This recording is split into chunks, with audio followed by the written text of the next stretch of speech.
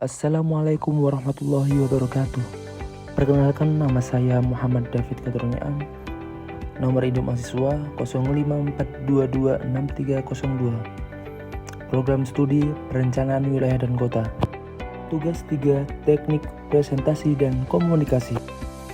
Presentasi kali ini membahas proses identifikasi karakteristik guna lahan dan kegiatan di Kota Bandung sebagai langkah awal memahami bagaimana ruang kota berkembang dan dimanfaatkan serta menghadapi berbagai tekanan aktivitas perkotaan. Perkembangan kota. Kota Bandung mengalami perkembangan melalui pertumbuhan fisik dan transformasi fungsi ruang, pergeseran aktivitas, kebutuhan pemukiman, dan peningkatan mobilitas menjadi faktor utama yang mendorong perubahan struktur ruang kota. Dampak transformasi. Transformasi yang tidak terkendali dapat menimbulkan masalah seperti perubahan fungsi lahan yang tidak sesuai zonasi, penurunan kualitas lingkungan, konflik antar kegiatan, serta ketidakteraturan pola aktivitas masyarakat. Tujuan identifikasi ini adalah memahami kesesuaian antara penggunaan lahan yang direncanakan dengan aktivitas nyata yang berlangsung agar dapat diukur sejauh mana pemanfaatan ruang berjalan sesuai arahan tata ruang. Keluaran yang diharapkan, keluaran kegiatan berupa gambaran kondisi aktual lahan dan aktivitas, analisis kesesuaiannya, serta poin-poin penting yang dapat dijadikan dasar penyusunan rekomendasi perencanaan yang lebih tepat dan terarah. Lingkup wilayah survei. Survei dilakukan pada seluruh kota Bandung dengan pembagian 6 wilayah pengembangan. Setiap wilayah memiliki karakter yang berbeda, sehingga penting untuk diamati secara menyeluruh dan sistematis.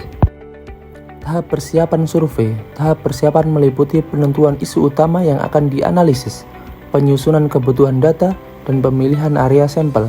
Tahap ini memastikan pelaksanaan survei berjalan efektif dan fokus pada hal yang relevan. Perangkat dan instrumen. Instrumen yang digunakan terdiri dari peta dasar, pedoman observasi, alat dokumentasi, dan catatan survei. Seluruh perangkat tersebut membantu memastikan setiap informasi di lapangan tercatat dengan akurat. Pelaksanaan pengamatan. Pengamatan lapangan dilakukan dengan mencatat aktivitas dominan, mengidentifikasi bentuk penggunaan lahan, serta mendokumentasikan kondisi fisik dan interaksi sosial yang terjadi di setiap titik survei. Proses pengelolaan data. Data yang terkumpul diolah melalui tahapan verifikasi, pengelompokan, dan penyajian dalam tabel serta peta temati. Proses ini membantu mempermudah analisis pola ruang dan karakteristik aktivitas.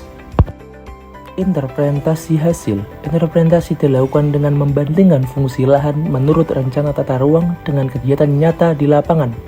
Dari sini dapat terlihat persoalan kesenjangan, penyimpangan, dan potensi pengembangan. Tipe guna lahan. Tipe guna lahan yang muncul meliputi kawasan pemukiman, perdagangan, industri, fasilitas umum, ruang terbuka, serta kawasan campuran yang memiliki intensitas aktivitas cukup tinggi.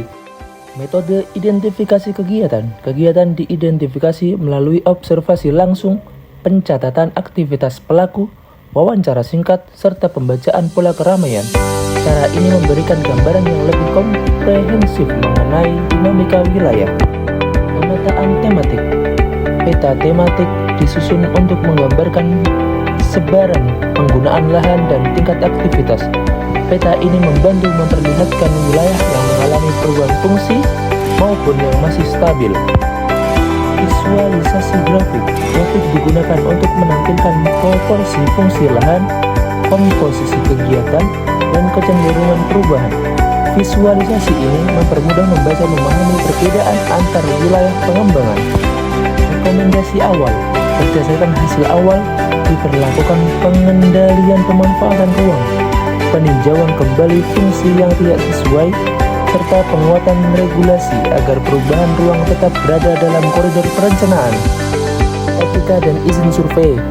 Dalam proses survei, tim wajib menghormati privasi masyarakat, meminta izin ketika mendokumentasikan area sensitif, dan menjaga kerahasiaan informasi dari responden yang terlibat.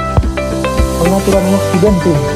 Pelaksanaan survei dilakukan secara terjadwal dengan pembagian tugas yang jelas antar anggota tim, sehingga seluruh wilayah dapat diamati dengan baik dan hasilnya konsisten. Ringkasan dan kesimpulan. Identifikasi guna lahan dan kegiatan memberikan gambaran penting tentang bagaimana Kota Bandung berkembang, di mana terjadi ketidaksesuaian, dan apa implikasinya bagi masa depan tata ruang kota. Yang terakhir, langkah tindak lanjut. Langkah berikutnya adalah menyusun laporan akhir yang memuat temuan utama serta rekomendasi kebijakan yang lebih aplikatif sebagai masukan bagi proses perencanaan wilayah. Cukup sekian presentasi dari saya. Apabila ada salah, saya mohon maaf sebesar-besarnya.